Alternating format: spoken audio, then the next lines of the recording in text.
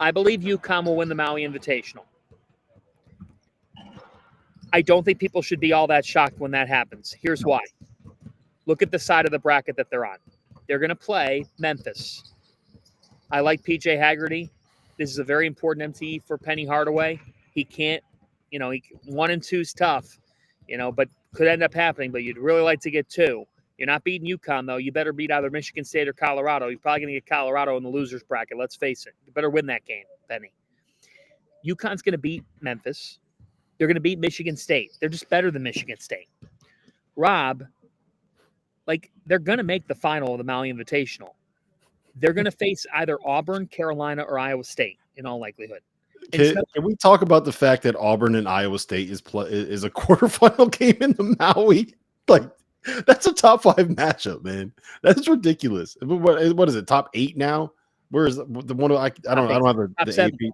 Yeah, I don't have the AP top 25 in front of me, but that is a ridiculous first round game. And guess what? If you win that game, very good chance you end up playing North Carolina in the semifinals for the honor of maybe playing the back-to-back national champions in the championship game. If Auburn goes through and wins those 3 games, just give them the 1 seed now. They're so clearly going to be a 1 seed if they win this. So that's part of my philosophy with this is, one, UConn could beat any of those teams because they're great and they're a terrific shot-making team. By the way, the soft Maui rims are going to agree with shot makers. Could help Iowa State's offense, T.O. Iowa State at times offensively challenged. Maybe the rims help them out. Certainly will help R.J. Davis.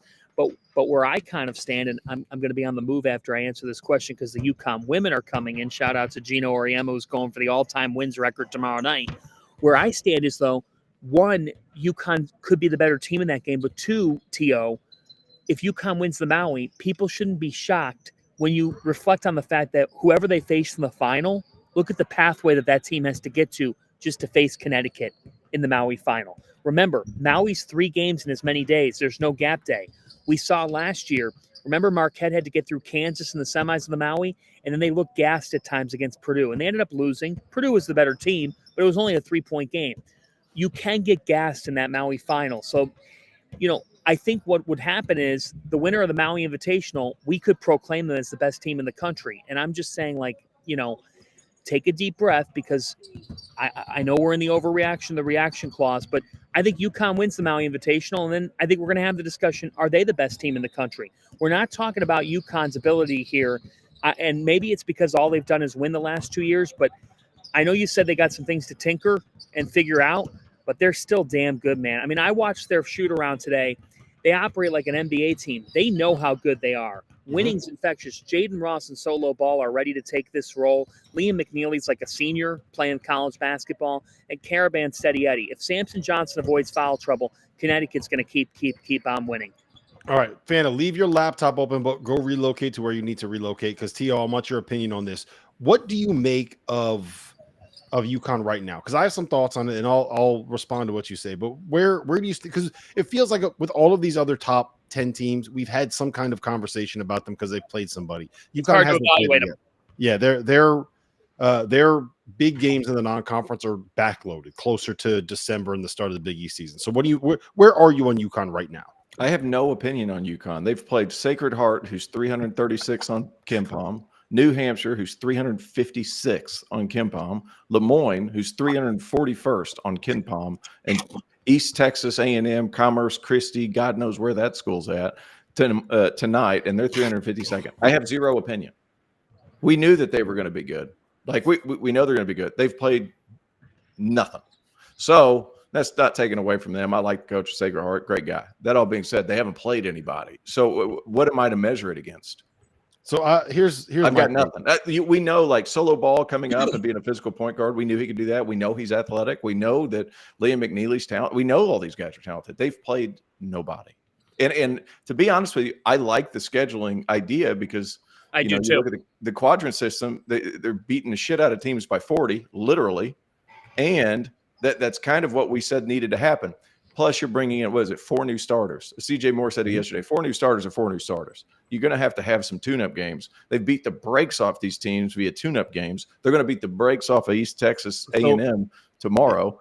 Then I'll be able to tell you after Maui what I think about UConn. So I got nothing for you right now. here's where I'll push back on saying they beat the brakes off of them. I've watched all 40 three points, of those games. 40 points, 40 Yes, points. But if you go back, like it takes them about 25 minutes to really hell, Rob, every game starts out 0-0. No, I know, but listen, it's like they were trailing New Hampshire late in the first half, right? They didn't really pull away from I'm blanking on who'd they just play? Lemoyne.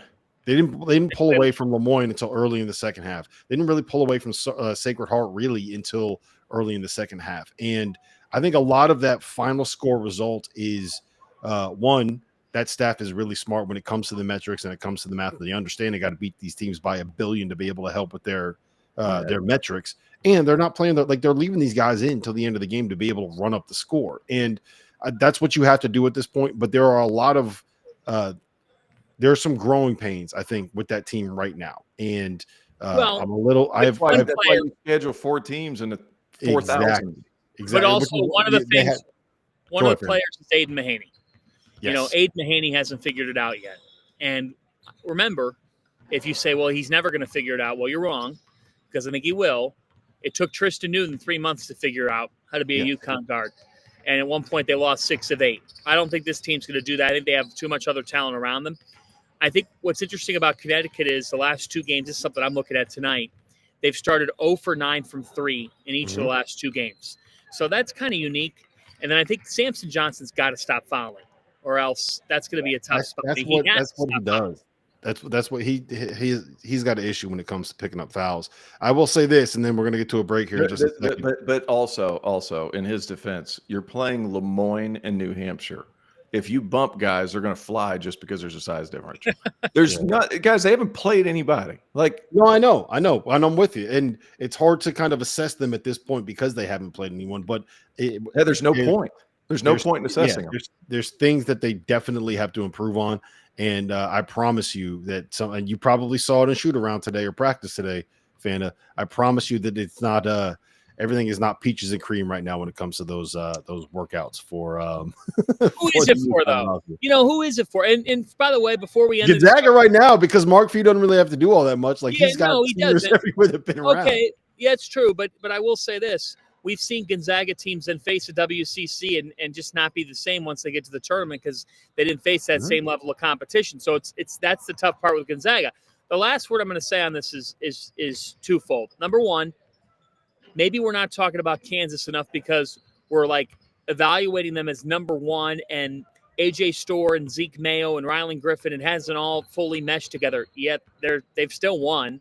All they've done is win. And number 2, let's not discount Houston, who lost to an Auburn team that had Tahad Pettiford go nuclear. And LJ Cryer had a bad night from the floor. You know, I'm going to keep talking about Houston because I still think they're one of the best 5 or 6 teams in college basketball.